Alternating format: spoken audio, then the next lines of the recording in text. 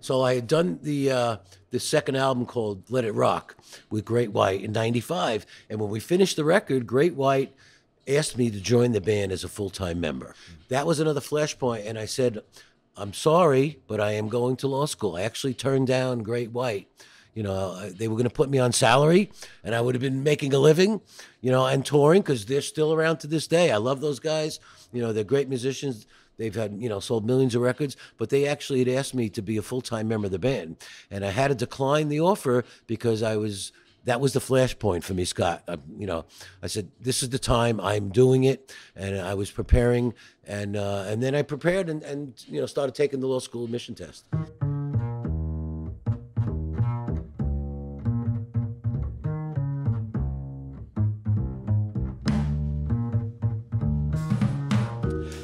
Welcome to Second Act Stories, a podcast that profiles people who have made major life and career changes and are pursuing more rewarding lives in a second act.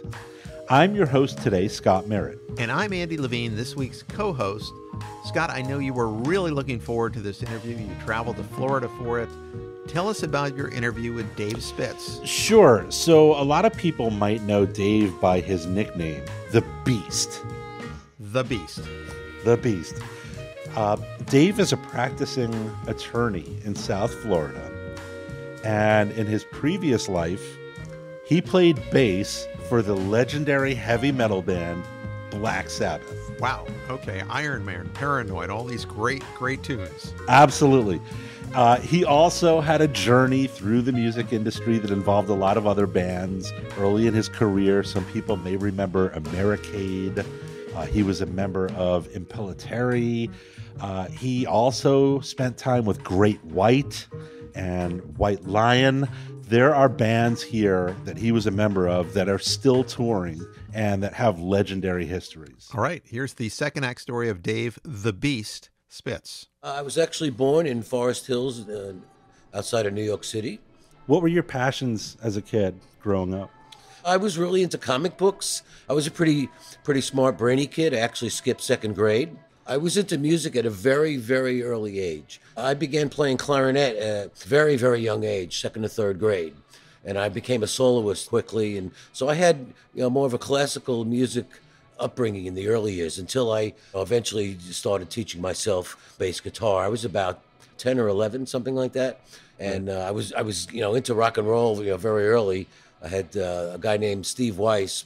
His nickname was Pee-wee. Everyone got a nickname from Pee-wee. Anyway, right. What was the nickname he gave you? Well, my original nickname was Piggy. People that know me, for many, many, many years will know that it was actually Piggy. And then Pee-wee changed it to Beast when he saw how I played the bass. And that's when I started saying, look, clarinet was cool, but it's not rock and roll.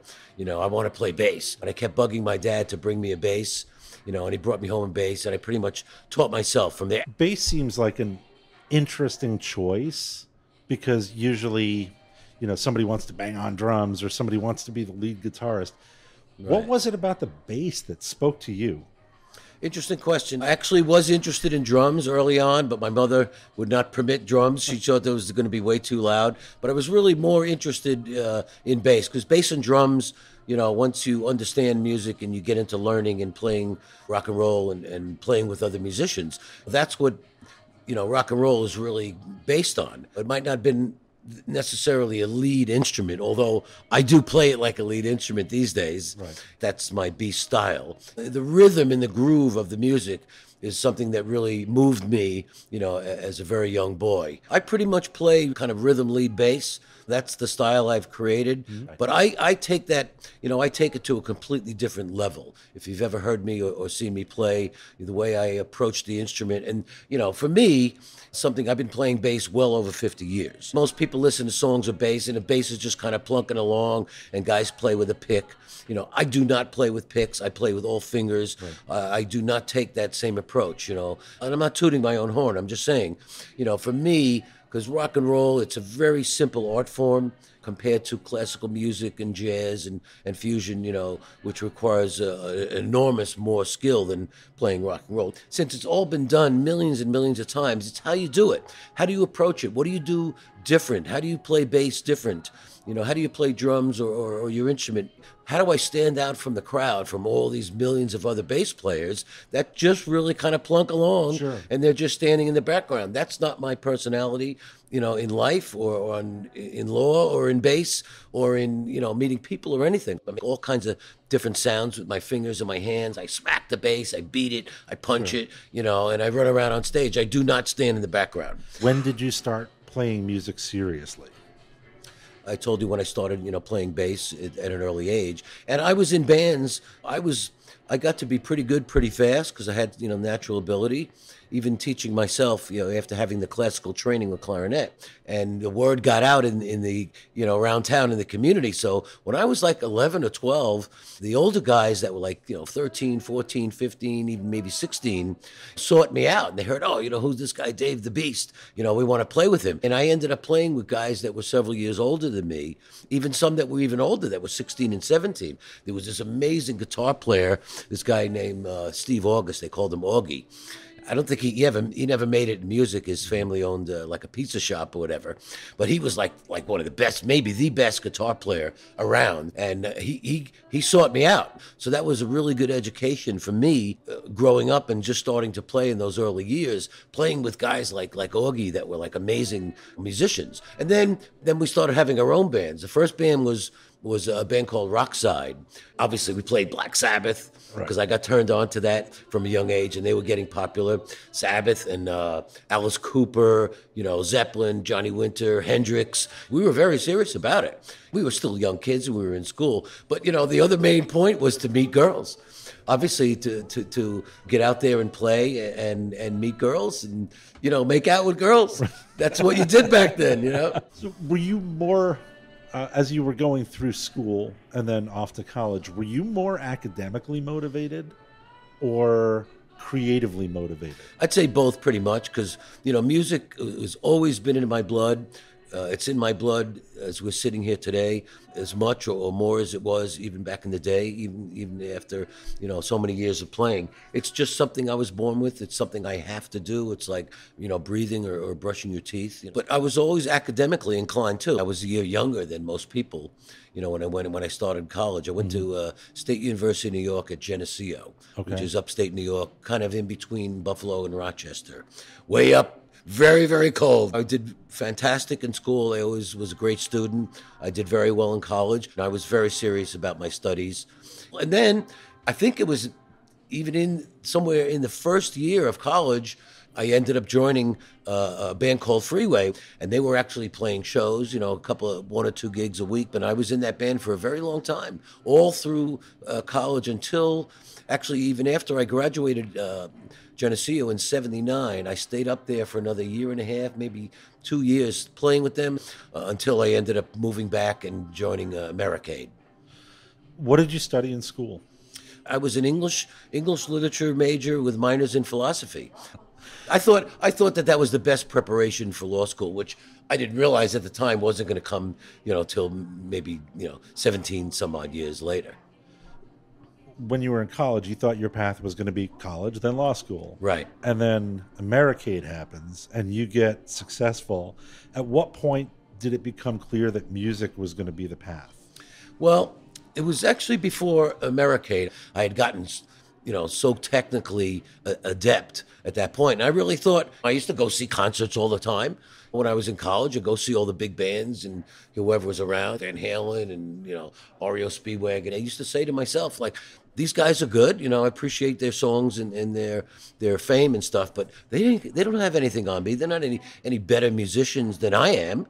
I just believed in myself. I believed in my ability and my motivation really. Got to a point where, I realized that I believe in myself, but, it's not going to happen with the band that I'm in right now. Mm-hmm. Or, it's just, these aren't the right people. You have to be able to move to the next level, whether it's music or law or whatever your career is.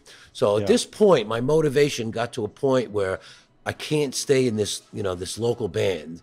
My brother had met these other guys in Americade. The bass player had left, and I was way upstate New York. I was still up in Rochester, and my brother was down there in New York City, and he was meeting a lot of people. He's 5 years younger than me. He became, just for a side note, he became the original lead guitar player in Anthrax, but we're not talking about that. Right. But anyway, Right. he used to work on 48th Street, where famous where they sold all the guitars, and he was meeting a lot of people, and he met Walt Wildman Woodward III was actually the drummer's name from Americade. Anyway, my brother was out one night, and he ran into the drummer and one of the other guys, and they started talking, and they said, look, well, we're looking for a bass player, and he told them about me.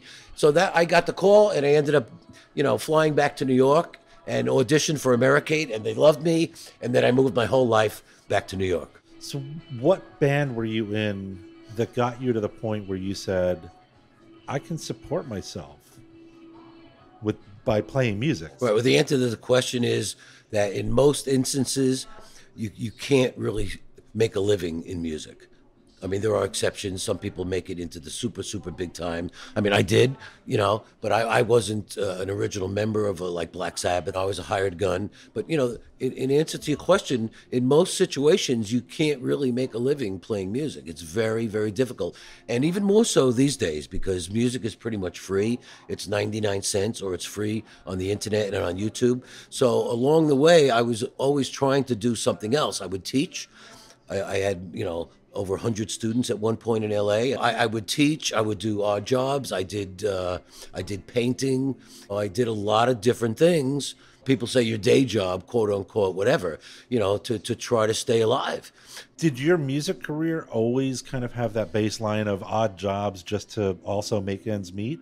Or was there a specific moment when you said, no more odd jobs, I have to live on the road because I'm touring with this band and I'm making enough money to pay whatever bills I have? Right. Well, when I was in the bigger bands and I was doing world tours, like, with Sabbath and some with Great White and Chris Impellitteri, with some of the different acts that I've played and recorded with, mainly Sabbath. That was more of a long-lasting 3-4 years where we were very busy. They were paying you a salary. They paid me a handsome fee to record on the albums. I was able to sustain myself, and you don't have time. You're very busy the entire time. I mean, there was little spots and spaces where you're off. Then tour manager would call you up and say, hey, Dave, we need your body in England or in Africa or in Greece, on such and such a date to start rehearsing for the tour or the next album or whatever. But other than that, you're pretty much busy when you're in a worldwide touring band like that, and you're making enough money. Dave actually made an appearance in the 1986 movie The Money Pit,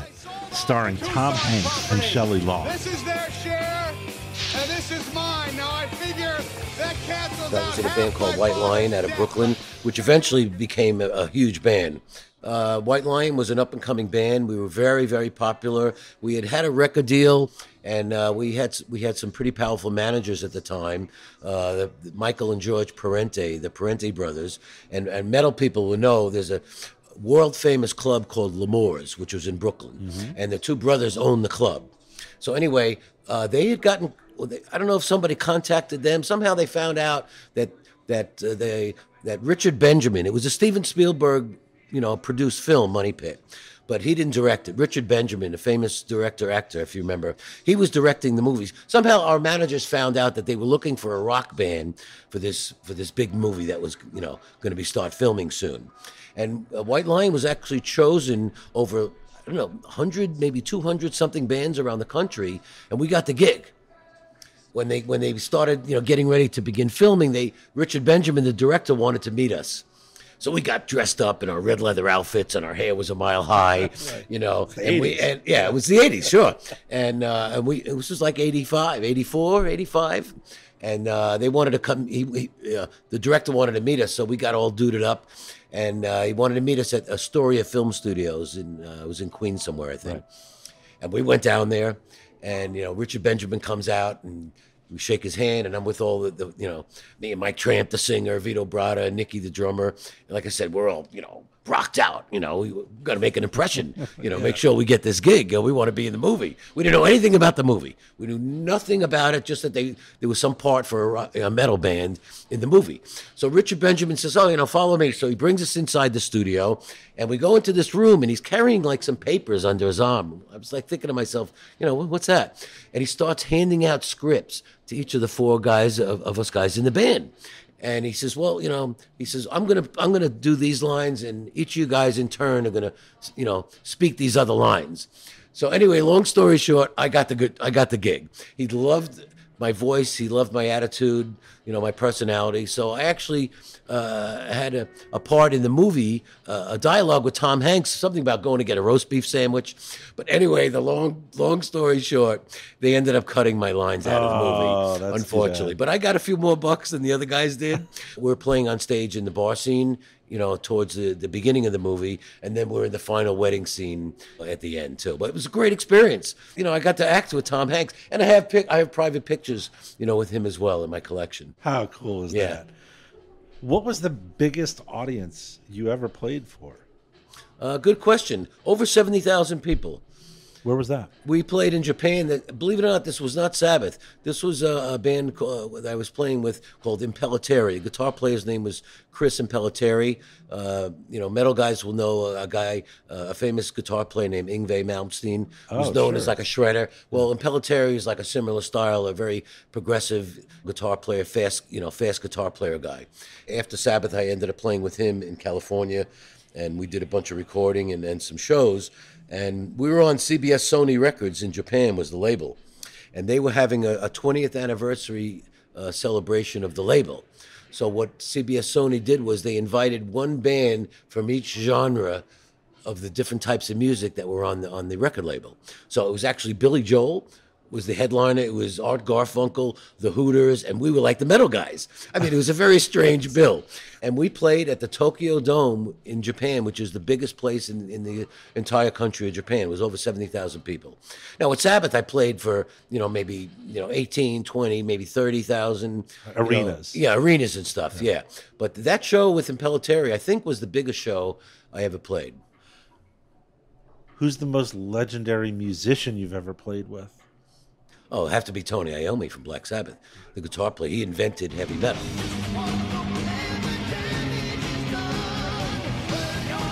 Dave is one of only a handful of people who are now inextricably tied to the band that invented heavy metal. We discussed how this happened. Great story here. And once again, it's, luck and timing, or who you know, or a combination of different factors. With Americade, there were two brothers, Gerard and P.J. DeMarini, that were out of Brooklyn, and Walt Woodward, like I said, the drummer, and myself.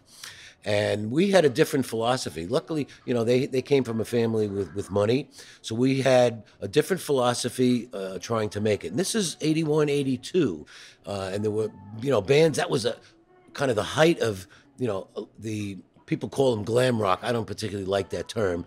I just call it more like exciting, heavier commercial rock. Mm-hmm. That's the way I like to describe it. But it's kind of known as like glam rock, like Motley Crue and bands like that came out. Hair bands. You could call it hair bands, because our hair was giant. Sure. It was serious hair. Tons of Aquanet. Right, and I still have serious hair. You're sitting with me right now. My hair is actually longer than it's ever been right now. But anyway, with the hair bands, we're getting signed pretty much on the West Coast, but we were a New York-based band. So anyway, the philosophy with Americade was, instead of trying to just, play clubs for years and years and try to get noticed, we tried to bypass that stigma, that pay your dues kind of thing. And the band was great. We had all originals. This was not a cover band. We had all originals, and we had a lot of equipment. We had as much equipment like as Van Halen did, believe it or not. It was unbelievable. So our philosophy with Americade was, let's try to not just be a club band. Let's come out of the box and just have people say, who are these guys? We had custom-made outfits, and the big hair and giant stage sets and confetti cannons and lights. I mean, because luckily we had enough, funding to be able to do it that way. So what Americade did was, we would rent theaters around New York City and Long Island and those areas, and we would send limos for record people to come down and watch a show. And we didn't sell tickets. We just gave away the tickets to fill the venue, and we put on our own show for the record people. and we tried to get a major record deal. We already put out our own album, which we recorded in New York, and we produced it ourselves. I mean, it wasn't the greatest thing, but there weren't many people around that were doing that then. So we had to do something really different and unique and exciting to get their attention. We were pretty close, doing it that way, and we didn't get a deal right away. And then the next idea was to try to get the deal was to hire a world famous record producer to produce the next Americade album. So we did. We hired Jeff Glicksman, who people, if they read their albums, will know he was a very famous producer in the 70s. He produced, Kansas, Carry On My Wayward Son, all those, like 3 or 4 or 5 of those Kansas albums, Saxon, Gary Moore, one of the greatest guitar players that ever lived. Yeah. Paul Stanley from Kiss, his solo album. Glicksman had produced. He was a real happening producer at the time. So we did a deal with him and to produce the second Americade record. And Jeff Glicksman and I hit it off. He recognized the beast and my talent and my vibe and stuff. When we finished the recording, Glicksman, took me on the side and he said, "Beast, one day you're going to get a call from me, and I'm going to recommend you to somebody. You're just great. If this band doesn't happen, you got to be plugged in to the right thing. You're amazing. I've never seen anybody play like you before." So sure enough, we finished that recording. Americade didn't make it. Unfortunately, we never got the big record deal. Americade, I always say this in interviews, Americade is on the map. People know about it. You even were texting me yesterday about a friend that loved us, that we used to do, at his radio station in Queens. Yeah. And all the songs are on the internet. They're on Spotify. Anyway, Americade never really made it. But sure enough, about a year and a half later, I was doing another project. The phone rang, and it was Jeff Glicksman, the producer, and he recommended me to Tony Iommi for Black Sabbath. And they flew me out to California, and that's how I ended up getting the gig, They brought me into a studio like the same night. I think I flew in, it was that night or the next night. They brought me into this really dark studio, and I shook Iommi's hands the first time we met. And he was very, very nice, very soft-spoken guy. Right, proper British. Yeah, proper British guy. And, there I am in the room, jamming with the guy that I grew up listening to. That was like, one of my favorite bands besides Cream. I was like a Sabbath freak. I knew every note that Geezer Butler ever played. You get this call. Right. And then you had to be like, holy shit. Yeah, I was psyched. I don't get nervous. I've been doing this a long time. You hear about people that, stage fright. I can understand that, but I'm not that kind of person. I thrive on performing. Right. I thrive on challenges and motivations and stuff. So when I, went in there, and I wasn't beating the hell out of my guitar the first time I sat down with Iommi, but I was playing my ass off. And we got along famously because the way I play, that's my style. I'm very aggressive on the bass instrument. I bend notes. I play chords and octaves. I never do the same kind of thing twice. I do all kinds of different sounds with my fingers. Like I said, we were talking at length earlier about style. So when I started playing, I don't remember if we were even playing Sabbath songs. I think we just started jamming, improvisation and stuff off the cuff. Tony Iommi would just start playing a riff. Eric Singer was the drummer, who's now been in Kiss for over 30 years. Sure, Eric Singer, people will know. We're very close friends. We just started jamming on riffs, and we played like all night, and he loved me. And I got the gig because I fit the mold. Iommi realized when he was sitting there, in the room and listening to me and watching me play, he said, "Dave, this guy understands Sabbath. He doesn't play with a pick. He understands what the Sabbath is all about. It's not just regular, hard rock. It's metal. It's the originations, the beginning, the foundations of metal." Now you have a legacy to continue. Exactly. And so now you're in the band. You head out for your first gig. Did you first gig with them, or did you record with them? No, we recorded first. Yeah, because originally, when I joined Sabbath, it was supposed to be Tony Iommi's solo album. It was not supposed to be a Black Sabbath record. And the idea was that he had written a bunch of riffs and songs, and that it was going to be all the most famous metal singers in the world, a different singer on each song. It was going to be Ozzy, Ronnie James Dio, Halford, it was going to be all the world famous metal singers. It eventually became just Glenn Hughes, who was the singer from Deep Purple and Trapeze, right. World famous singer. He was actually a bass player singer. And Tony and Glenn have been, friends from in the early days in England. Glenn Hughes ended up singing on the whole record. And then the record company came out so great. They were so pleased with the recording that they said to Iommi, we want you to make this into Black Sabbath. So that's what happened. Even after I finished the record, I had gone back. I was still playing with White Lion, but then they called me back, several months later and said, Tony Iommi was on the phone with me with the manager, Don Arden, and said, we want you to join Black Sabbath. The record company wants it to be a Black Sabbath album. They want to do a full world tour.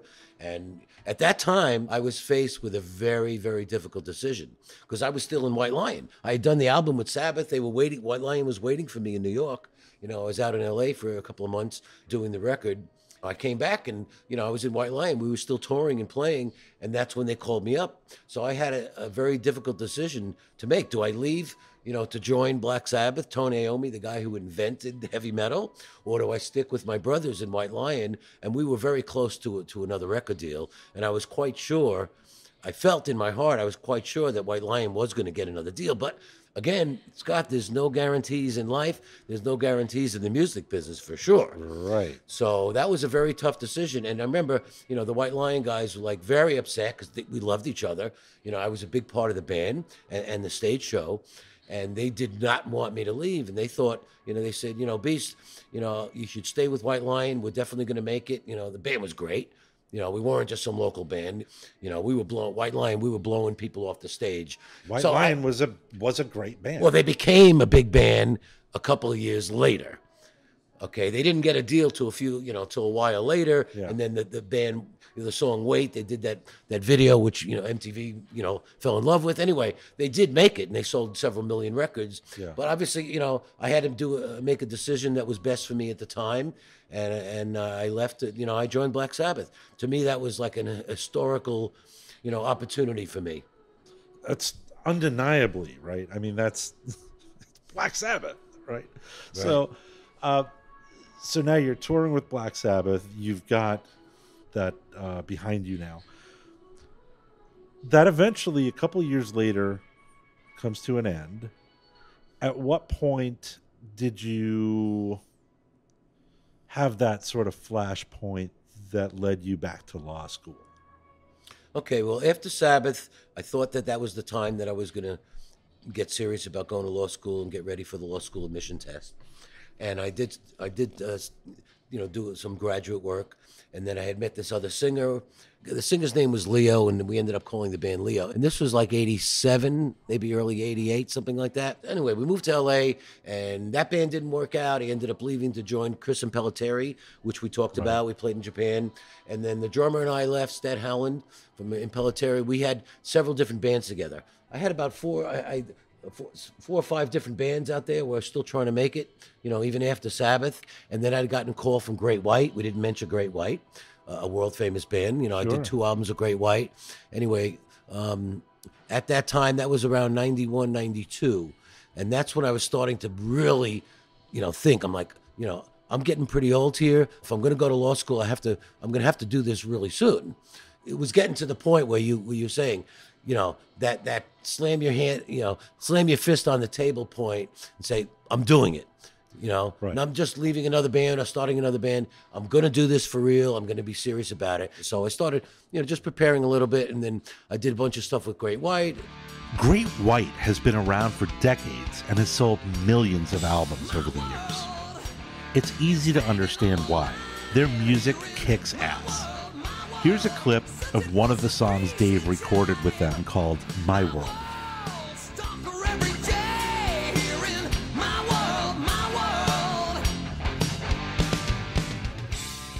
So I had done the second album called Let It Rock with Great White in 95. And when we finished the record, Great White asked me to join the band as a full-time member. That was another flashpoint, and I said, I'm sorry, but I am going to law school. I actually turned down Great White. They were going to put me on salary, and I would have been making a living, and touring, because they're still around to this day. I love those guys.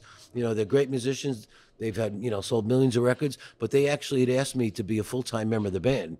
And I had to decline the offer because that was the flashpoint for me, Scott. I said, this is the time, I'm doing it. And I was preparing, and then I prepared and started taking the law school admission test. Where did your interest in law come from?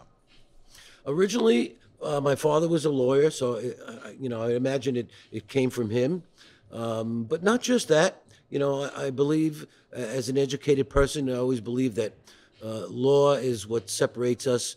From making us having a real civilization, separates us from cavemen and people, bopping each other on the head in prehistoric times. I mean, that's what makes civilization, and the world work. Without laws, we would be cavemen, So I've always been a big believer, in how important law is to society. What kind of law do you practice? I do mainly plaintiff personal injury, accidents, and, I do PIP, no fault, and negligence, and, different types of contracts as well.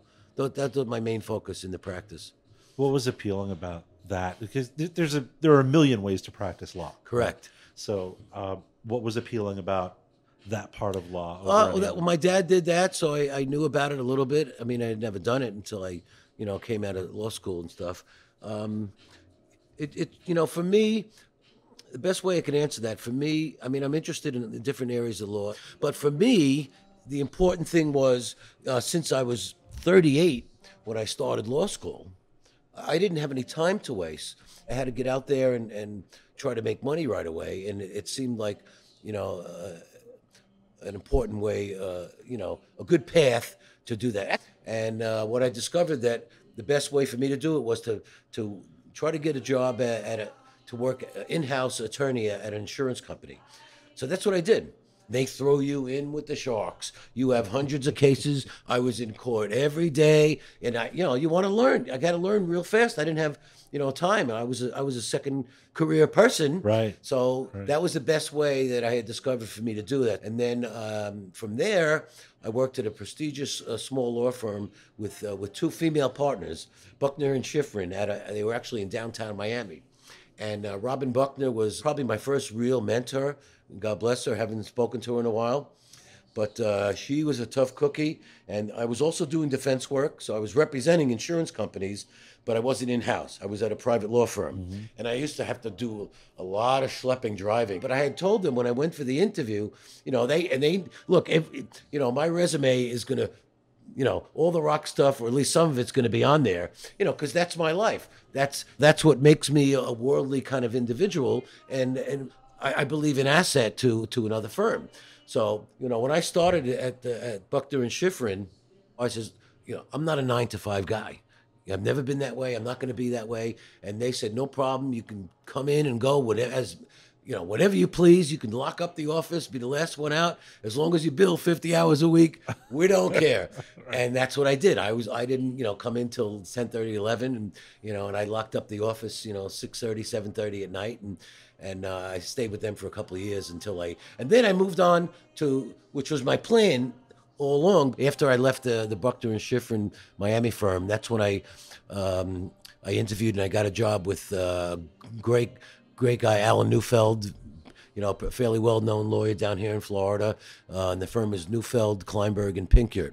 And I started working with them, I think around 2001, 2002, and I worked there for 5 or 6 years, and then I went out on my own. A day in the life of a lawyer sounds like a complete 180 from a day in the life of the rock star lifestyle. Yes. So how do you talk about that? How do you reconcile that massive change in your lifestyle? Okay, interesting question. Obviously, it's two completely different careers in certain senses of the word. But there are also a lot of similarities, being a famous musician or just a musician, and practicing law. I mean, both of them involved analytical thinking on many different levels, working and conversing and articulating with people, understanding the problem, how to approach solving their problem, whether it's a contract dispute or situation, or it's a personal injury claim, or you're trying to get the doctors paid, where I'm going after an insurance company to make sure the doctors get paid to maximize the client settlement. I mean, look, I'm a performer. I'm a litigator. Even when I began, going to law school and coming out of law school, for me it was about being on a different kind of stage. I'm just on a different stage. When I'm in court or I'm arguing in front of a judge at a motion calendar hearing or a summary judgment hearing that could decide the whole outcome of the client's case, I am performing. I'm not pounding on my desk, in front of the judge or in front of a jury like I'm pounding on the bass at a concert when I'm playing. But there are a lot of similarities. You're speaking, you're analyzing issues and trying to argue facts, argue law, argue different points in the law. That's your job as a lawyer, especially as a litigator. You're drafting your motions and your memorandums of law, in preparation for a big hearing like that, or a trial. Obviously, is the ultimate, stage. Right. But most cases don't go to trial. So I have done quite a few trials, but most of them settle before that. I've been very successful in transferring some of those abilities from music into law because of speaking well, understanding. I'm sitting here looking at you, and I know what you look like with the long hair. Right. And I mean, the first thing I would look at you and see is, oh, that guy must be, I'm sure he plays music. Yes. But I wouldn't automatically assume that you were an attorney. So what do other lawyers, judges... Yeah, I knew where this was going. Anybody else in the legal profession, right? You walk into the courtroom, I'm sure, you're wearing a suit or what have you, but they see the long hair and they see the kind of, Yes. the attitude. What do they How do I think? make it work? Yeah. Okay, so I've had long hair my whole life, and we were talking back in the 80s, the hair bands, we used to have the hair teased up really, really high. Now it's different. People have long hair. It's more of a one-length thing.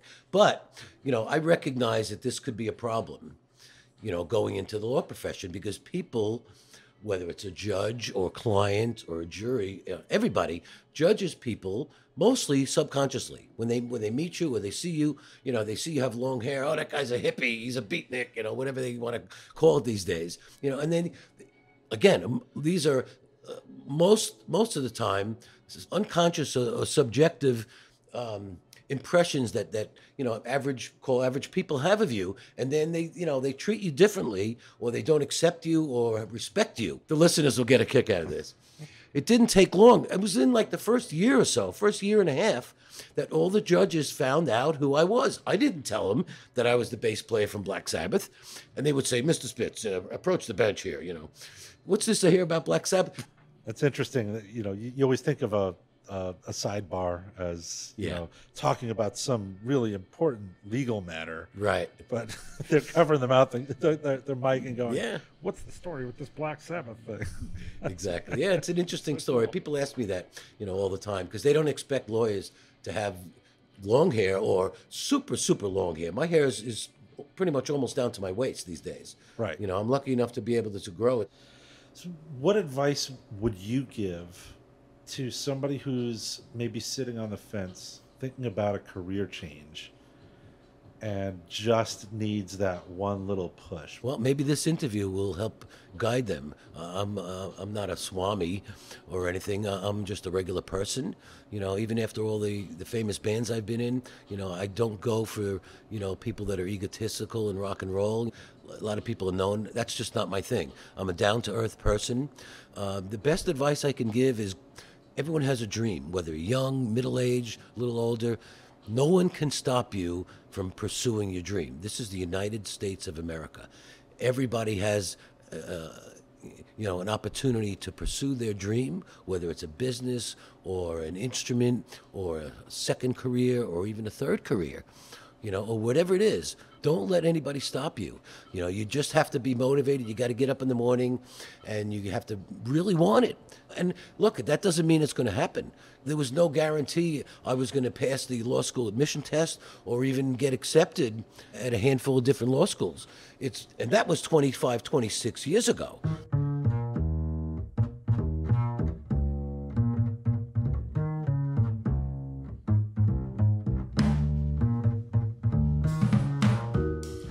Dave Spitz, the Beast, has been a member of the single most influential heavy metal band in history. But his music career also brought him to the world stages with all sorts of other well-known bands too. He is a bona fide rock star, and he has the hair to prove it. Rock star status is like some otherworldly designation that doesn't even seem real to most people. But he achieved it. And it seems like a crazy notion, because how often have you been at a concert, looked at the band, and thought, hey, that bass player seems like he'd make an excellent lawyer? But in spite of all the acclaim in the world, the only way for Dave to find true satisfaction was to follow his passion to law school. The only real takeaway I have after spending an entire afternoon interviewing and hanging out with Dave Spitz is that there's just no single job that provides inner peace and total happiness. How could there be if a guy who actually achieved rock stardom at the highest levels, the singular dream of millions of kids, teenagers, and even a few adults, found himself looking elsewhere for career satisfaction? I'll tell you one thing.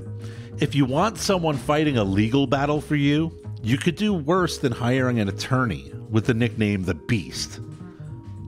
If you're in South Florida and you need a lawyer, you can find Dave by Googling David M. Spitz with a Z, attorney. If you enjoy our show, please like us on Facebook, follow us on LinkedIn, and subscribe to Second Act Stories through your favorite podcast app. We hope you'll keep listening. There are more Second Act Stories just around the corner.